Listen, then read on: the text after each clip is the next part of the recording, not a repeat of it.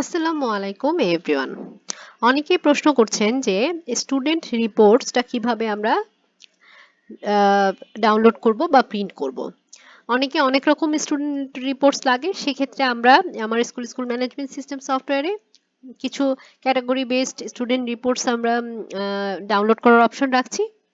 চলুন আজকে দেখা যাক কিভাবে স্টুডেন্ট রিপোর্টটা ডাউনলোড করবেন। প্রথমত আমাদের মডিউল স্টুডেন্ট রেজিস্ট্রেশন নামে যে অপশনটা পাচ্ছেন তার মধ্যে থেকে স্টুডেন্ট ইনফরমেশন রিপোর্ট যে এখানে প্রেস করবেন। তারপর এখানে আপনি জেনারেল রিপোর্টস বের করতে পারবেন, ডাইনামিক রিপোর্টস বের করবেন, অ্যাডমিশন প্রমোশন করতে পারবেন, রিপোর্ট বের করতে পারবেন, বোর্ড অ্যানালাইসিস রিপোর্ট বের করতে পারবেন এবং ডাউনলোড বা আপলোড ফটো, অনেকেই ফটো আপলোড করতে হয় বাল্ক অ্যামাউন্ট, সেটা করতে পারবেন।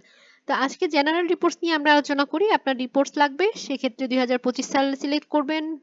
শিফট যদি অল থাকে অল থাকবে, শিফট সিলেক্ট করবেন। সেক্ষেত্রে ক্লাস সিলেক্ট করবেন, যে ক্লাসের রিপোর্টস ডাউনলোড করতে চান সেকশন সিলেক্ট করবেন।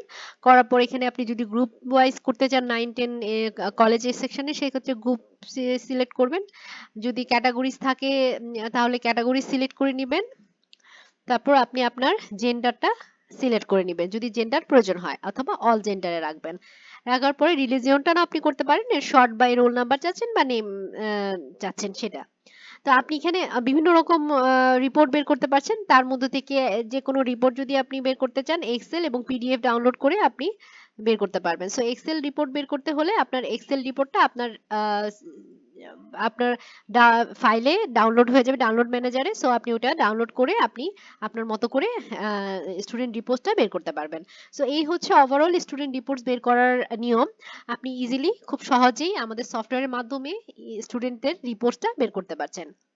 যদি সিঙ্গেল স্টুডেন্ট লাগে তাহলে সেক্ষেত্রে সিঙ্গেল স্টুডেন্ট সিলেক্ট করে আপনি ডাউনলোড পিডিএফ অথবা এক্সেল পিডিএফ করে দিতে পারবেন। সো ওভারঅল এক্সেল রিপোর্টের বা আপনার স্টুডেন্ট রিপোর্টসের ডিটেলসটা আপনার কাছে শেয়ার করা হলো। পরবর্তী কোনো ভিডিওর মাধ্যমে আপনি কি রিপোর্টস বা কি মডিউল জানতে চাচ্ছেন অবশ্যই কমেন্টসে জানাবেন। ধন্যবাদ। আসসালামু আলাইকুম সবাইকে।